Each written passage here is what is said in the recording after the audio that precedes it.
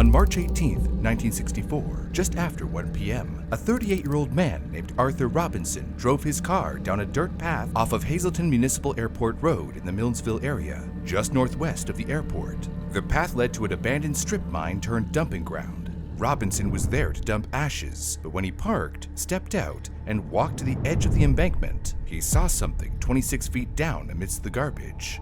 A small, lifeless body. Robinson didn't dump the ashes. He immediately got back in his car and drove straight home to call the Pennsylvania State Police. When authorities arrived at the stripping pit to investigate, what they saw, I do not wish to describe. The remains were identified to be that of Maurice Chivarala, a 9-year-old girl who had gone missing earlier that day. Dr. Julius Folds, the pathologist at Hazleton State General Hospital, later performed the autopsy and concluded that the body had been violated and that the cause of death was asphyxiation by strangulation. Investigators needed to find whoever did this as soon as possible before they acted again. This manhunt would involve over 250 investigators who traveled tens of thousands of miles and interviewed more than 9,000 people. Along the way, they would uncover a disturbing number of predators, each seemingly capable of the crime. But no definitive evidence pointed to which one was actually responsible for Maurice's death. For nearly 60 years, the murder of Maurice Chivarala remained in the shadows, unresolved, even as notorious killers like the Golden State Killer and BTK were brought to justice. As it would turn out, during the 6-decade-long investigation, detectives had in fact crossed paths with the man they were searching for, but they didn't realize it. That was until the case was cracked by a teenager with an extraordinary mind for puzzles who saw what no one else could. And thanks to him, Maurice's family would finally have justice.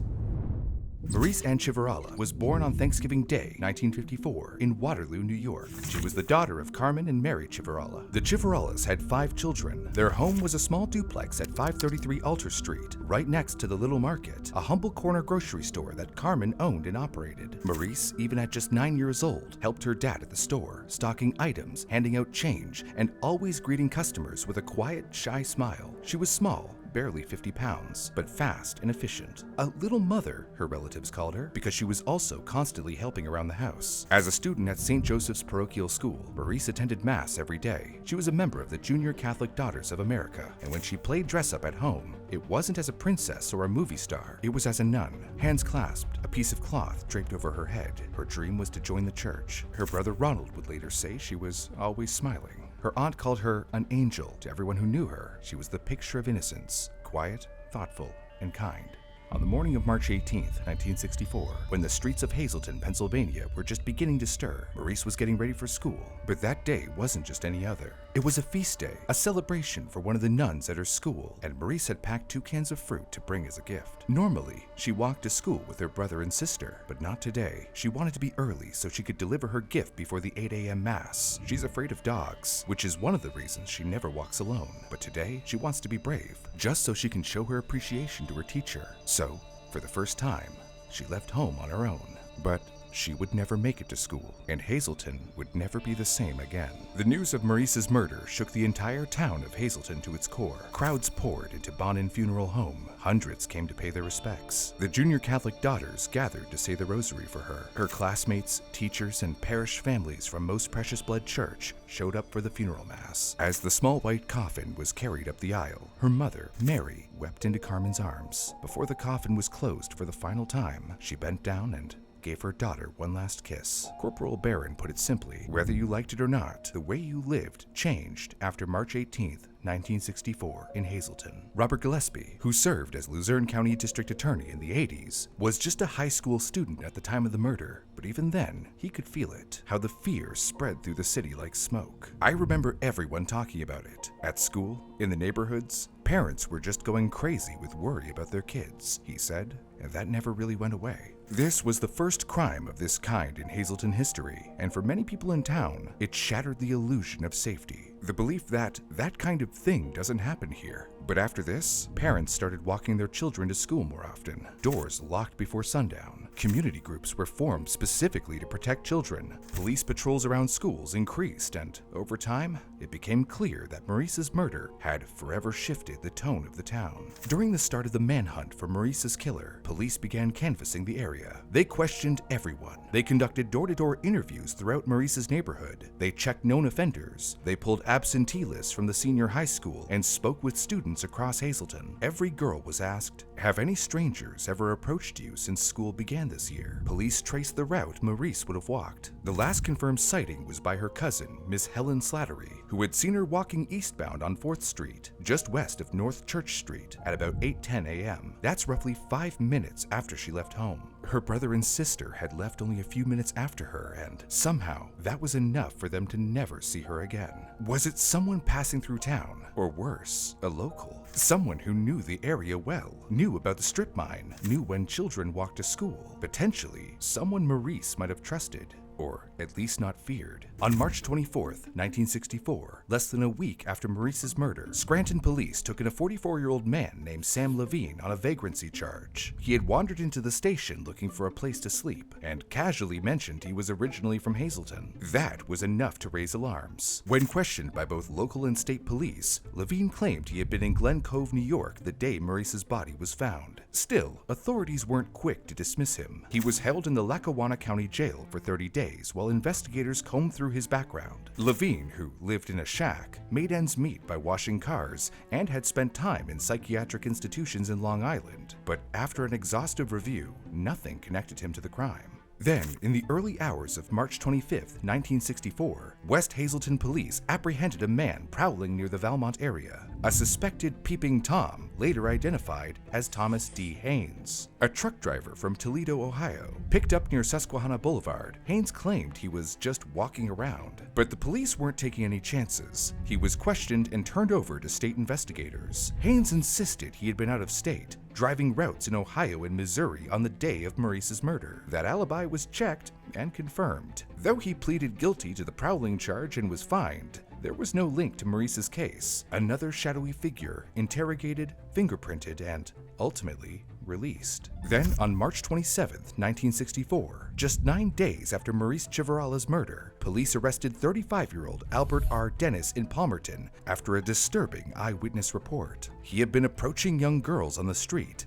asking them for directions to a nearby nudist colony. One of those girls came forward, triggering Dennis's arrest on morals charges. He hadn't shown up for work the day of the murder, which deepened suspicion. But when questioned in connection to Maurice's case, Dennis had an alibi, and it held up. His brother posted his $2,000 bail, and though his actions were unsettling to say the least, Dennis was officially cleared. Then, on April 1st, 1964, 2 weeks after Maurice's murder, police brought in 29-year-old Bruce Edward Hildebrand, a former restaurant dishwasher, after he had confessed to killing Maurice Chivarala. At first, it seemed credible. He knew details like the clothing she was wearing at the time and what school she attended. But that information had already been published in the papers. Investigators were cautious. They let him go, but kept him under surveillance. Days later, Hildebrand was picked up again, this time for being drunk and disorderly. Behind the outburst was something darker. Hildebrand was deeply depressed and later admitted that he didn't kill Maurice. He just wanted to die. Too afraid to take his own life, he believed a murder conviction would land him on death row. A lie detector test confirmed his confession was false. It was another disheartening moment in a case that seemed full of them, where grief echoed not only from the victim's family, but sometimes from the broken people caught in the margins. Then, on April 2nd, 1964, just over 2 weeks after Maurice Chivarala's murder, another young girl had a chilling encounter. A 14-year-old female Milnesville resident was walking to meet a friend near Route 309 when she spotted a man standing by a utility pole. He moved toward her, grabbed her by the shoulders, and told her,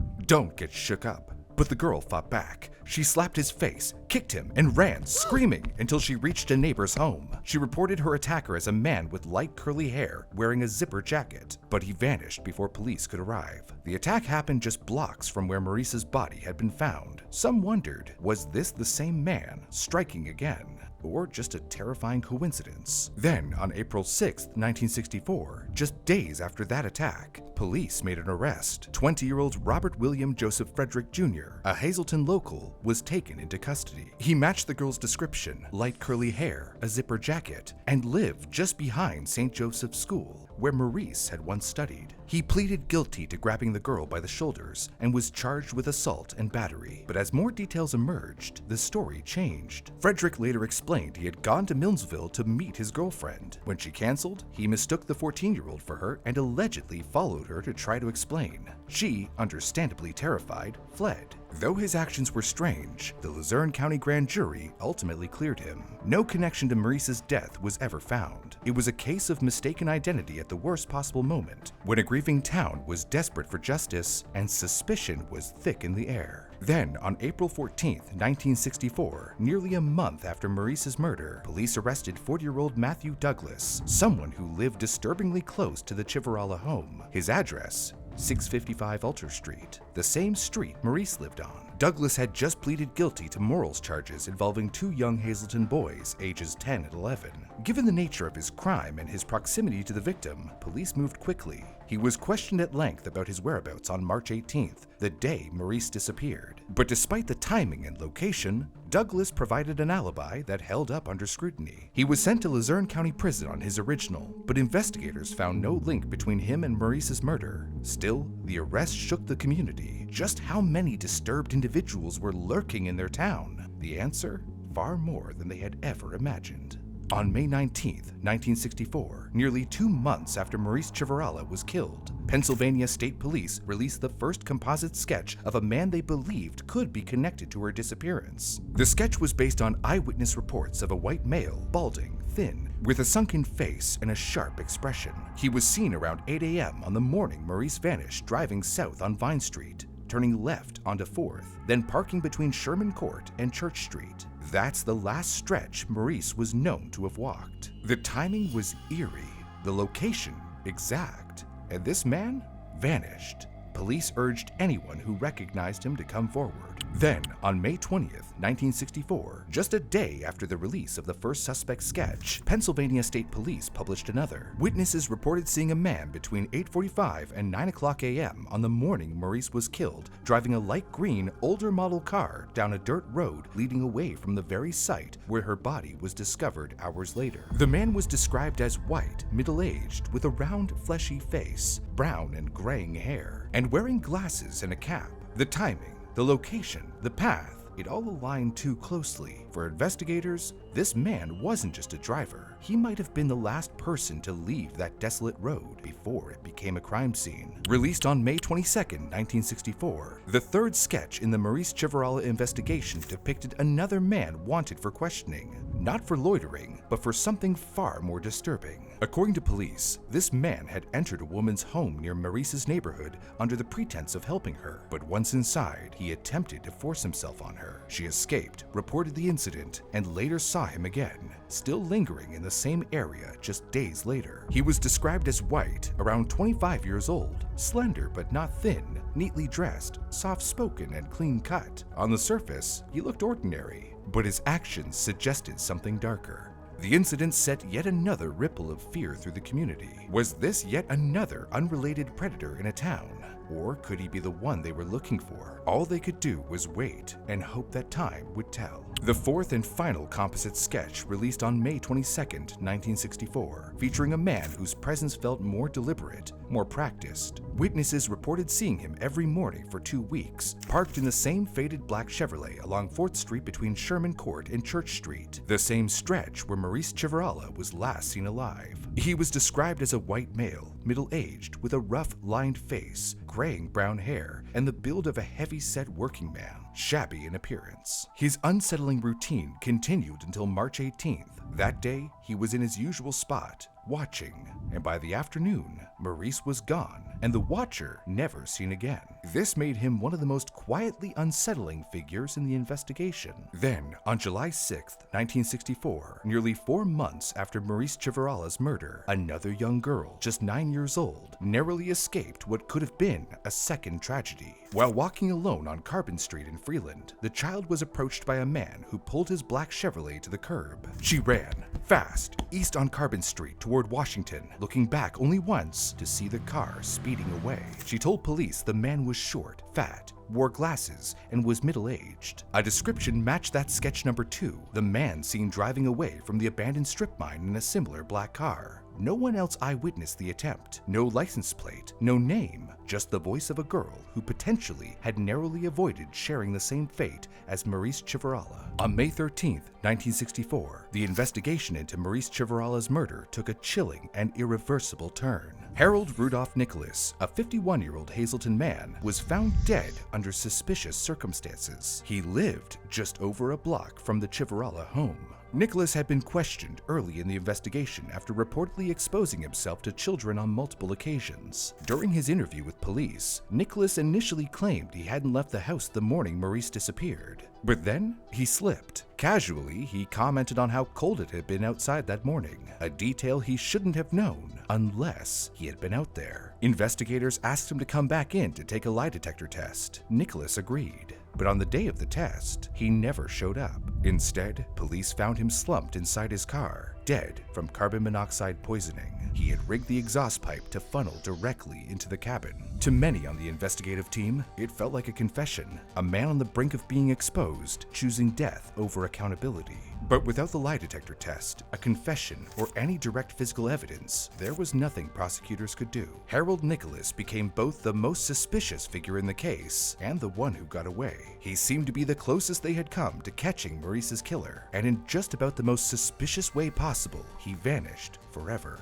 Then, on August 25th, 1964, 5 months after Maurice Chivarala's death, police pursued a lead that took them far from Hazleton to Uniontown, Pennsylvania. There, a man named Robert Engler had walked into a police station and confessed to killing a 15-year-old girl in Chicago. Given the brutality of the crime and his willingness to admit guilt, investigators couldn't ignore the possibility that he might also be tied to the Chivarala case. A Hazleton detective was dispatched to question him, but after a full interview, the results were clear. Engler had never set foot in Hazleton. He had no connection to Maurice, her family, or the town. His confession was real, but it belonged to a different crime. For Maurice's case, it was yet another door that opened only to slam shut in the investigators' faces. Then, on March 12, 1965, nearly a year after Maurice Chivarala's death, state police followed up on yet another lead. This one from a psychiatric facility. A patient there claimed he had taken a religious medallion from the child's body.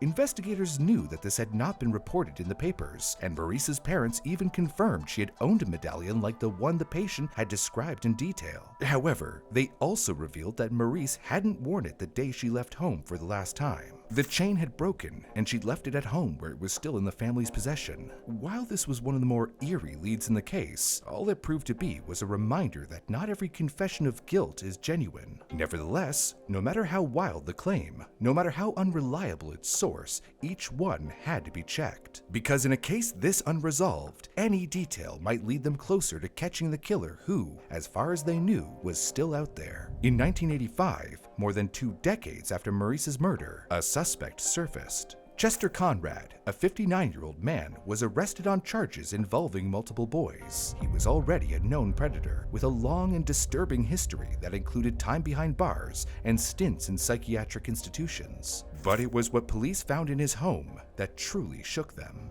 His 2-story wood frame house at Frank Street and Simon Block yielded 2 truckloads of evidence. Among the items discovered, articles in magazines about crimes done to minors, bags and boxes filled with adult media, female rubber dolls, newspaper clippings about Maurice Chivarala's murder stored among a collection of CP.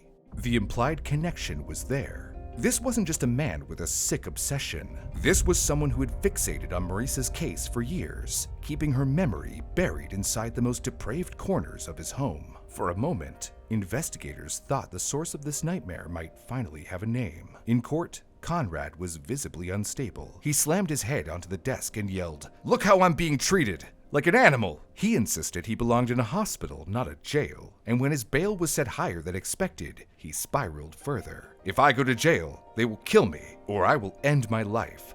But in the end, nothing connected him to her case. No confession, no witnesses, no physical evidence linking him to the crime. In 1986, Conrad was officially ruled out. Another disturbing figure discarded as a suspect. Another terrifying truth uncovered. But still, no justice. The Pennsylvania State Police would revisit the Civarella case annually. They collected and preserved evidence. They tried to match DNA from bodily fluid left on Maurice's clothing by the murderer once the technology became available, but it led nowhere. No match ever came up in the National CODIS database. And through it all, the file drawers kept filling. 9,000 contacts made, over 4,700 pages of police reports, tens of thousands of miles traveled by over 250 investigators across nearly 6 decades, and still nothing. The town changed, people moved away, memories faded, but the Civarella family never stopped hoping. Maurice's siblings, now adults with families of their own, kept her memory alive.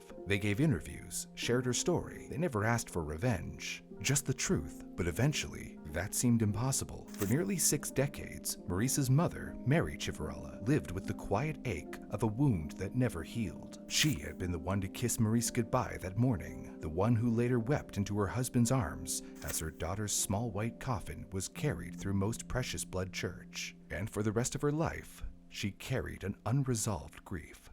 Merrey was a knitter, a devoted churchgoer, a woman who loved her shopping trips, her cruises, and the simple joys of being outdoors. She worked at Geisler Knitting Mill in RCA. Later, she helped run Civarella Transportation Incorporated, the family business. Her husband, Carmen Civarella, passed in 2006. He had run the Little Market, the small grocery next door to their home on Alter Street. He died never knowing who had taken his daughter. Then, Merrey passed away in 2014. At the age of 90, 8 years before anyone would know the name and face of the man responsible. But neither of them ever gave up hope.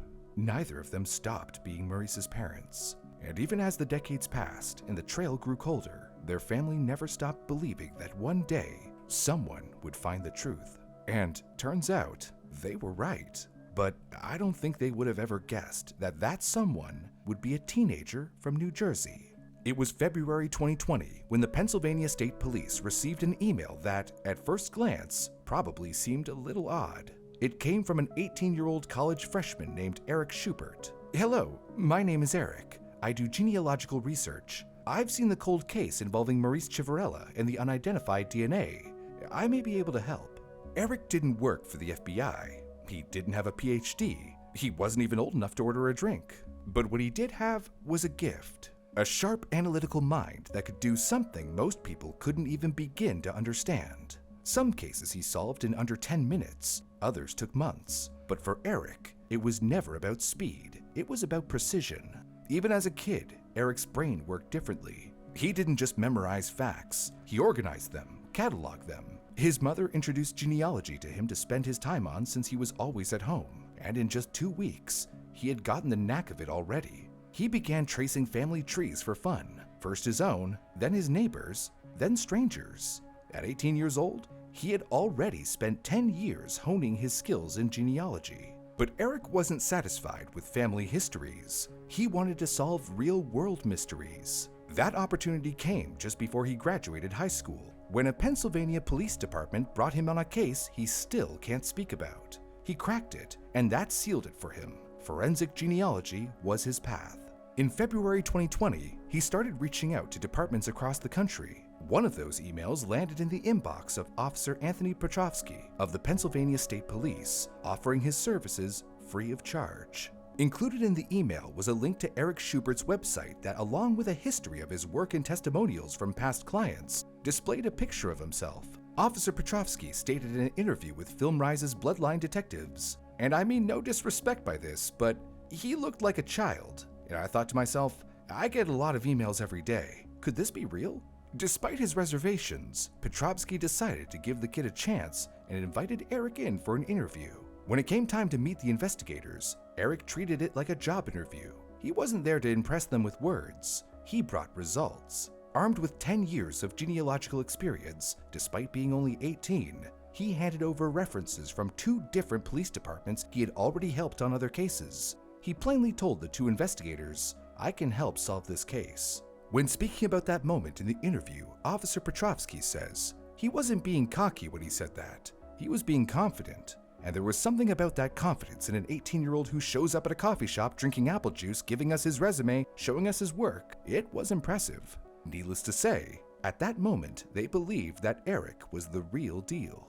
That a prodigy sitting right in front of them. For the first time in a long time, hope wasn't just a word. It had a face. It had a name. Eric. They didn't hand him the entire case file, of course, but they gave him what mattered. A partial DNA sample from the suspect, and a few potential matches. That was more than enough for Eric to dive in. The DNA sample came from the crime scene in 1964, bodily fluid left on Maurice's clothing. It had been preserved for decades, but it had never matched anyone in CODIS, the FBI's criminal DNA database. Eric Schubert, however, didn't need the killer's DNA to be in the database in order for him to solve this mystery. And what made this possible now wasn't just Eric's skills and determination, it was science and technology. When Maurice was murdered in 1964, DNA testing didn't exist. Not until 1986 did DNA evidence begin to be used in courts, and even then, the technology was primitive. It couldn't do what was needed here. But in the 2010s, the rise of forensic genealogy changed everything. For the first time, it allowed investigators to trace DNA through families, reaching people who had never committed a crime but were related to someone who had. This was the science Eric used, a brand new frontier of criminal justice that wasn't even imaginable when the investigation into Maurice's murder began in 1964. He uploaded the profile to GED Match and Family Tree DNA, public genealogy databases used by people building family trees. Suddenly, Eric was looking at thousands of partial matches. Not direct relatives, distant cousins, great-great-grandchildren of someone the killer was also related to. Each person on that match list had to be researched individually. Where did they live? Who were their grandparents? Did their family tree overlap with any others? If 2 partial DNA matches shared a common ancestor, that meant the killer was probably descended from that same ancestor too. One by one, Eric started building family trees, connecting cousins, finding shared lines, eliminating dead ends, tracking marriages, births, siblings, hundreds of names, dozens of false starts. It was like trying to find one person in a forest by studying shadows. It's not just science, Eric said, it's instinct. You have to feel your way through the web. When he reached a manageable list, Eric handed it over to investigators. Detectives took the names and used traditional legwork, looking at birth dates, criminal records, residences, and timelines to eliminate those who couldn't have been involved. They cut it down even further. Finally, just 4 men remained, and only one of them was still alive. Undercover officers were sent to stake out the man's house, waiting for him to put out the trash so they could sift through his garbage for something to pull a DNA sample from. But after a few days of waiting with still no trash on the curb, they decided to, just talk to the guy. After explaining the situation of the case and asking the man if he would be willing to give a sample for testing, the man agreed. And after testing, his DNA wasn't a 100% match. But that didn't end the trail. Instead, it pointed investigators toward his 2 brothers, and one of them fit everything. He had lived within walking distance of Maurice's home back in 1964, and he had a documented criminal past. Was it Albert Dennis, the man who had been asking multiple girls for directions to a nudist colony? Was it Matthew Douglas, who lived on the same street as Maurice and was charged with crimes against multiple boys? Was it Harold Rudolph Nicholas, the man who lived just a block away from Maurice and took his own life the very day he was scheduled to take a lie detector test? Was it Chester Conrad, the man convicted of charges involving multiple boys who had obsessively collected newspapers involving Maurice's case? Each one had their moment under the spotlight. Each one seemed possible. Each one was ruled out. And in the end, it wasn't any of them, or any of the named men that filled over 1,000 pages of police reports. But it was someone they had encountered before. Someone who had crossed paths with law enforcement multiple times. Someone who didn't hide. He just never stood out. But he should have. The final name was James Paul Fort. a 22-year-old bartender in Hazleton at the time of the murder. He lived 6 blocks from Maurice's home and directly across the street from the cemetery where she was later buried. But they couldn't come to a definitive conclusion that James Fort had been Maurice's killer on Eric's work alone. They needed proof. So the state police did something rare and controversial. They filed a request to exhume James Fort's body. A few months later, from deep beneath the soil, the truth finally came to light. Fort's DNA was a perfect match to the sample found on Maurice's clothing nearly 60 years earlier. When we got the call, there were no cheers, one officer said. There was just silence. Then, someone whispered, "We got him." When the name James Paul Fort was finally revealed to the public in 2022, many in Hazleton reacted the same way. Who? It was a name that had never appeared on the long list of suspects chased down over the decades. And yet, he had been there all along. Fort had grown up in Hazleton. He graduated from Hazleton High School in 1959. In his yearbook photo, he looked like any other clean-cut teenager of the time. His caption said he was interested in sports, but that his future was undecided. He didn't go far. In the 1960s and 70s, he lived at 118 West 14th Street. He also later had addresses at 745 and 770 North Laurel Street, both within a mile of the Chivarala home on Alter Street. The trailer he once lived in was destroyed in a fire in 2003, long after Fort had died. He was never married, never had kids, no stable job that lasted. He floated, but there was a darkness in him. Although James Fort had never appeared in the long list of suspects chased down by police over the decades, his image may have. As you may recall, back in 1964, police had released several sketches of unidentified men wanted for questioning after acting suspiciously around Hazleton in the days and hours surrounding Maurice's murder. One of those sketches, sketch number 3, was of a man who had reportedly entered a local women's home under false pretenses and attempted to assault her. Now, take a look at the sketch next to James Fort's high school photo. Now, there's no way to know for sure if this is the same man, but the resemblance is eerie. Both men were around the same age. Both had dark, full hair combed back. Both had a long, narrow jawline and pronounced cheekbones. Even their eyebrows and nose shape seemed to match. While police have never publicly commented on any similarities between James Fort and the man in sketch number 3, and this comparison is only our personal speculation, it raises a haunting possibility. Did they have the killer in their sights all along and just didn't know it? If sketch number 3 was indeed James Fort, it means the investigation came incredibly close to catching him, almost 60 years earlier. And it makes what happened later in 1974 feel even heavier, because perhaps if someone had made the connection when the sketch was originally released, another victim may have been spared. In April of 1974, 10 years after Maurice was killed, James Fort was arrested by the Pennsylvania State Police. The charge? Aggravated assault. According to the report, Fort had taken a 23-year-old woman to the Capri Lounge at Alter and 2nd Street, very close to the Chivarala's residence. They left around 4 a.m., and he offered to drive her home.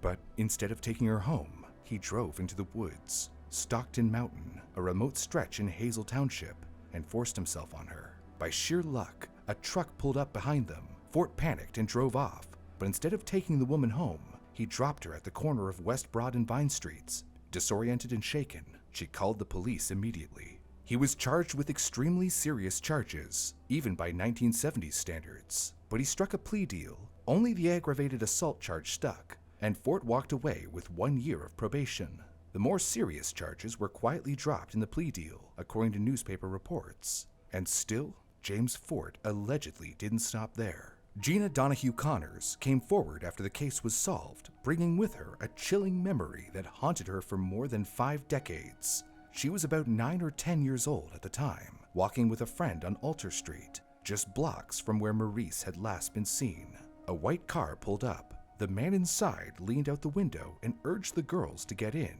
"Come on, we'll give you a ride," he said. Gina declined. He pressed again. No, come on, we'll give you a ride." Alarmed, the girls ran to a nearby store and got help. The man drove off. At the time, no one connected the incident to the unsolved murder from years earlier. But when James Fort's face was revealed in 2022, Gina couldn't believe it. According to her, it was the same man. "My memory is just so vivid," she said. "I'm still shaking. I mean, even just thinking about it." It seems as though Fort had kept circling the same streets, the same corners, waiting for another chance to do the unthinkable again. In 1978, Fort was arrested again, this time for reckless endangerment, after neighbors on Manhattan Court and 11th Street reported a man running with a gun. Fort, along with 2 others, was charged. But that case went nowhere. The disposition is unknown, and still, no one connected the dots. No one thought to look back to 1964. No one thought, could this be the same man? For nearly 2 decades after Maurice Chivarala's murder, Fort lived among the people of Hazleton. He lived across the street from the cemetery where her body was buried. He likely walked past the little market on Alter Street, where Maurice once helped stock shelves for her father. He likely saw her photos in the newspaper, saw the decades of updates from investigators working tirelessly to find him, saw the pain, suffering, and fear that his actions brought upon his community, and said nothing. He died of a sudden heart attack at age 38 on May 16, 1980, while bartending at the Genetti Best Western Motor Lodge on Route 93 in Hazel Township. He was buried, mourned by few, forgotten by most, but not by DNA.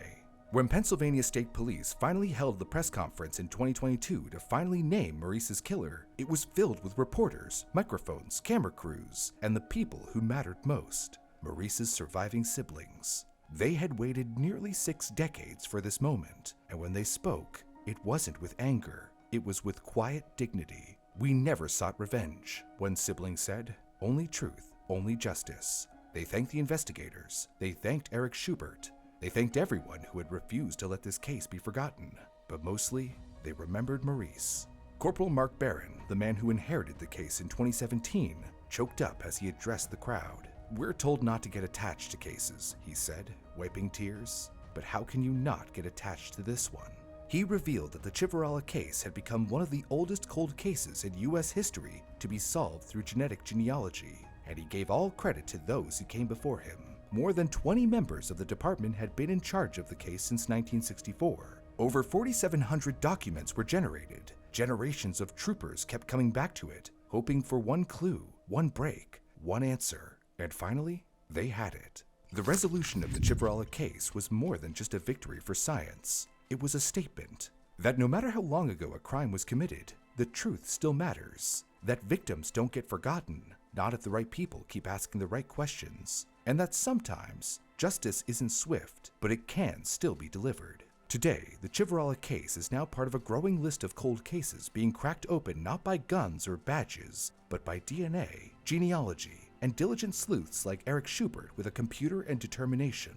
Dozens of other cases have since followed, and investigators across the country now work side by side with genealogists like Eric to find the names no one else could. Maurice's case was proof of concept and a rallying cry. When asked what made this case different, Eric Schubert didn't talk about the DNA or the family tree or the late nights staring at census data. He talked about Maurice. "She did something kind that morning," he said. "She wanted to bring fruit to her teacher. She just wanted to do something good, and I think that's what stuck with me the most. She deserved better, and if I could help in any way to give her that, then how could I not?" He doesn't consider himself a hero, just a guy who knew how to follow the breadcrumbs, a puzzle solver. But to Maurice's family, he was something much more than that. All this time, the Chivarala family had lived with the weight of uncertainty, the constant background hum of grief, and while they had learned to live around it, that wound had never closed. But now, they had a name, a face, an answer. For the first time since that terrible day in March 1964, they knew who had taken their sister. At the press conference, Maurice's surviving siblings stood together, speaking softly but firmly about what the moment meant. "We have so many precious memories of Maurice," one said, "but at the same time, our family will always feel the emptiness and sorrow of her absence. Consequently, we will continue to ask ourselves, what would have been? What could have been? Our parents expressed their sentiments a long time ago," Ron Chivarala added. "They didn't want punishment or revenge. They wanted justice. Their parents, Merrey and Carmen Chivarala, had both passed away before the case was solved. They had lived their lives without ever knowing who killed their daughter. And now, standing there, their children carried their hopes forward." The family also made sure to personally thank law enforcement, and especially the frontline team of troopers who had never stopped working the case. Over the past 58 years, the Pennsylvania State Police have continuously worked this case, Ron said. "And a special thanks to the frontline team. Our family thanks you so much." And then, of course, they thanked the young man who had made the final breakthrough, the teenager who had shown up with nothing but a mind for puzzles and a heart for justice, Eric Schubert. Everything that had to go right did, Eric said, reflecting later. We just kept chugging forward with these really small DNA samples until we got the big fish, which we did in Mr. Fort.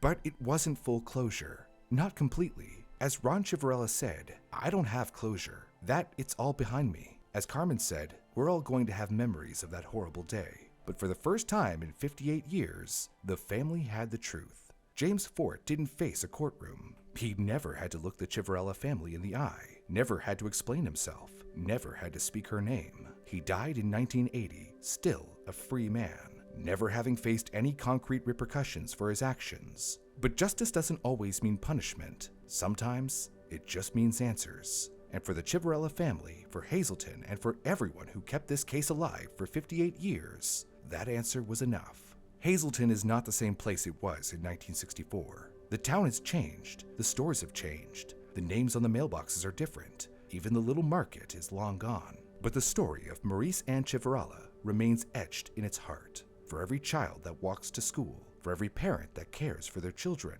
for every detective with or without a badge who refuses to give up, she matters.